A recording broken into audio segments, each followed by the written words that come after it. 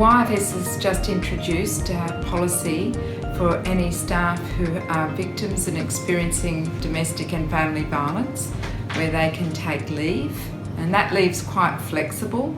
They might need to take leave if they have to go to court or have to go to counselling, or if they're moving house, and it gives them flexibility to have up to 5 days a year in leave. As well, they can take other time as part of that flexibility. And I guess like YFS works with a lot of people every day who come into our office who are experiencing domestic and family violence, but this is an opportunity for us to look after our own, the people here in our workplace, because sadly domestic and family violence is not just a problem for people out there or people who might be from low socioeconomic areas.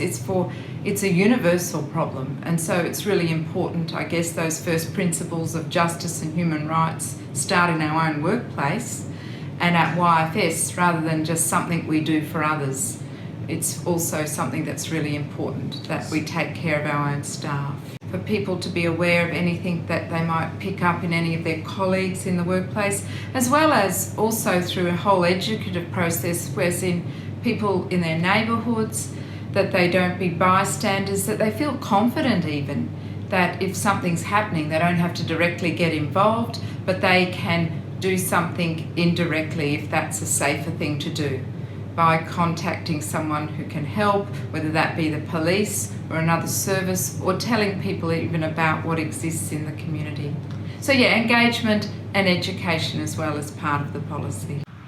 So we have conversations with other staff. We have our meetings, monthly meetings, where someone from the domestic and family violence team may attend to have conversations and answer questions that other staff may have.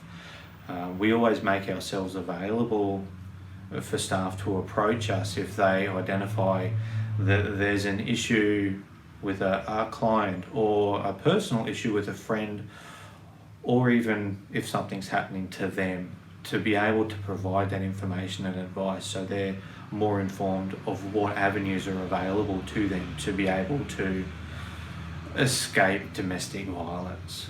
YFS plays a pretty significant role. We focus on working with the men that perpetrate domestic violence, helping them to change their behaviours from being violent to being non-violent, to protect women and children and help to make things safer. There's a couple of services that we provide at YFS, and we work with in other teams at YFS to assist with housing, to assist with getting that additional support to make things safer, I guess. Looking at working with the men around their behaviours specifically, what they can do differently and how they can have respectful relationships. I've been really engaged in the Logan City of Choice community plan that's being developed. We've developed R for Respect, which is a young people's led project, and there's nothing like young people leading and modelling to other young people about respectful relationships. And I think that's been a powerful initiative too, because it's not just an adult telling someone what to do. We definitely work with other stakeholders in the community. We work with the police, we work with the courts, we work with organisations working with the women that have been impacted by domestic violence.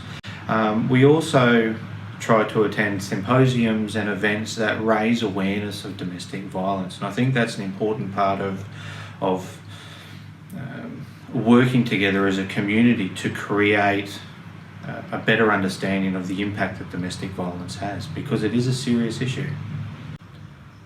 I think we are making a difference because we are starting to open up and have those conversations that were considered taboo in the past. We're starting to bring domestic violence out of the home and bring it into the community where we can start to have these conversations. They're important conversations that we need to have.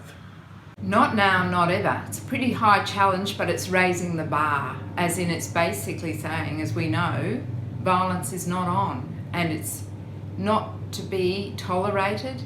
We know that a lot of it's still being reported, but we hope that with that, really it's a very strong message that it not be on, and we're working with others even in Logan City to even bring that message just to our own city of not now, not ever in Logan. And I think it's a very powerful and strong message.